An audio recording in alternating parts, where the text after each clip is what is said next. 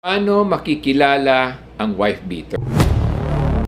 O paano mo malalaman kung ang iyong mapapangasawa o iyong boyfriend ay wife beater o mananakit o sasaktan ka? Yan po ang ating pag-uusapan dito sa Dad ng Bayan. Ako nga po pala si Michael Sai, ang inyong Dad ng Bayan. Ilocano Defenders. Para sa lahat. Ilocano Marami po sa ating mga kababaihan na nabibiktima ng mga wife beater.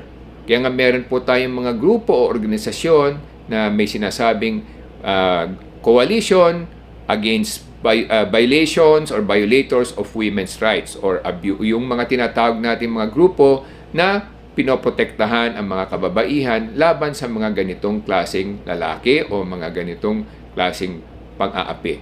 So bakit natin pag-uusapan ito? Para po nang sa ganon, habang maaga pa lamang, halimbawa ay nagliligawan pa lang kayo, at least makilala ninyo at matulungan ninyo yung minamahal ninyo kung meron siya mga ganitong katangian o kanyang mga nababanggit sa inyo na inyong dapat mabasa habang maaga pa lamang. Ano po yung mga yon? Una, dapat pong alamin ninyo o sa kanyang pananalita kung ang kanyang mga magulang nagsasakitan. Kasi isa yan sa mga magiging mitsa na para siya magkaroon din ng gano'ng mga psychological imbalance. So, kung alam niya o alam mo na yung kanyang magulang o yung kanyang ama ay laging sinasaktan ng kanyang ina, medyo isa yan sa mga tinatawag nating red flags, no? So, yan, una yan. Pangalawa, galit siya sa mga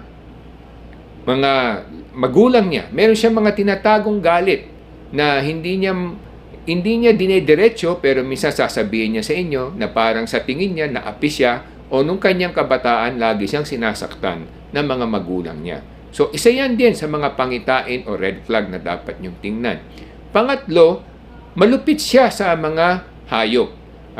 Lagi niyang sinasaktan o gusto niya saktan ng mga hayop o minsan talagang papatayin niya pa yung mga hayop.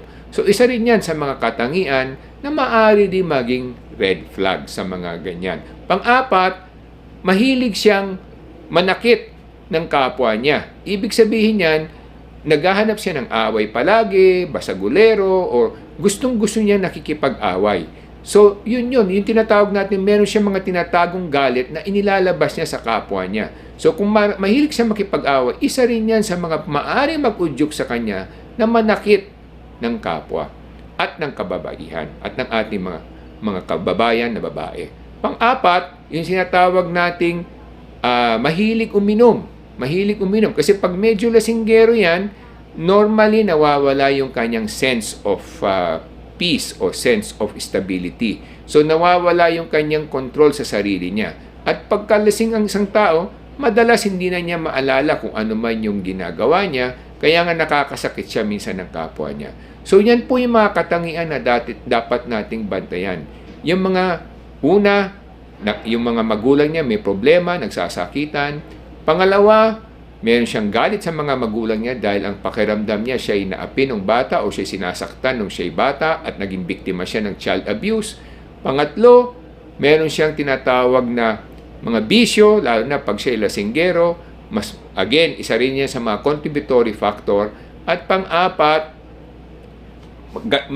galit siya sa mga hayop, sinasaktan niya yung mga hayop at lagi niyang gustong patayin ang mga hayop at yun ang isa sa mga katangian na dapat din nating tingnan. So ngayon, kung meron mga ganyang katangian, ano yung mga pwede nating gawin para matulungan yung ating minamahal o yung nanliligaw sa atin o yung ating syota? Ang pwede nating gawin, tulungan natin siya na mag-seek ng psychiatric help kasi kinakailangan mailabas niya yung mga galit niya nang sa ganun hindi niya ilabas sa iyo. Pangalawa, isama natin siya sa mga Christian movements o Christian activity, sa mga religious groups, yung mga tinatawag nating retreats, para na sa ganun, mas lalong mangibabaw ang pananampalataya sa Panginoon sa kanyang dibdib at matulungan niya sarili niya na maiwasan manakit ng kapwa.